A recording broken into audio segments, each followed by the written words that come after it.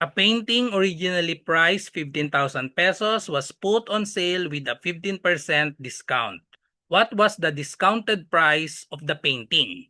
Okay, so let's solve this using two formulas. First is the formula for the discounted price, and then the other one we can use the ratio and proportion. Okay, so first solution, the formula for discounted price. So discounted price, so that is equal to the original price minus the discount. Where the discount is equal to the original price times the rate of discount. Okay?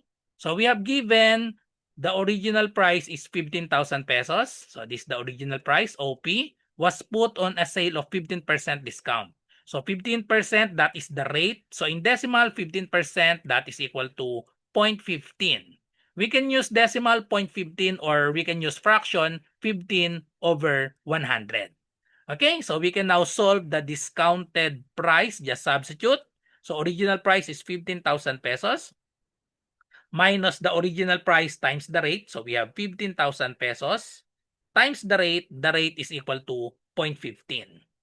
Okay, so just do this manually. So we have 15,000 pesos minus, so let's do manually, 15,000 times 0.15. Okay?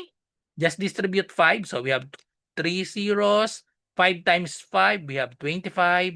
5 times 1 is 5 plus 2, so we have 7. And then distribute 1. 1 times 15,000, so we have 15,000. And then add, so 0, 0, 0, 5, 7 plus 5, we have 12, carry 1, so we have 2. 200, and then count the decimal places 1, 2. So put the decimal point here, 1, 2. So the discount is 2,250. So subtract this 15,000 pesos minus 2,250.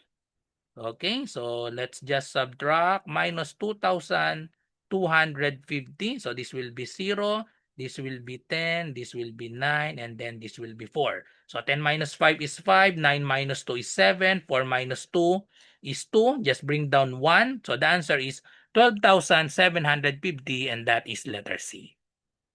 Okay? So another solution, we can use the ratio and proportion. Okay? So remember, in discount problem, we can always use the ratio and proportion. So let's put the percent here and then the peso sign, the amount. Okay? So this percent, so this will be the given 15,000 pesos. This is the original price or the 100%. If it has no discount, so that is the original price, it has no discount, so that is 100%. Okay? And then we have 15% discount. So we will subtract 15 to this 100%. So 100 minus 15, that is equal to 85. Now we want to find the value of the discounted price, the 85%. So we will put N here. So we can now set up the proportion. So we pair this 100 over 15,000 pesos. That is equal to 85 over N. So 85 over N. And then just solve for N, so we can simply cross multiply. Okay, so 100 times N, we have 100 N equals 85 times 15,000. Okay, and then divide both sides by 100.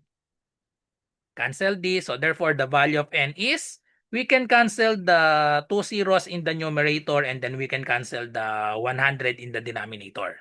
So the answer will be 150 times 85. Okay, so 85 times 150. So just copy the 0. 5 times 5, we have 25. 5 times 8, we have 40 plus 2, so we have 42. And then 1 times 85, so we have 85, and then add. So 0, bring down 5, 2 plus 5 is 7, 4 plus 8 is 12. So the answer is 12,750 pesos. Same answer of letter C. Follow for more.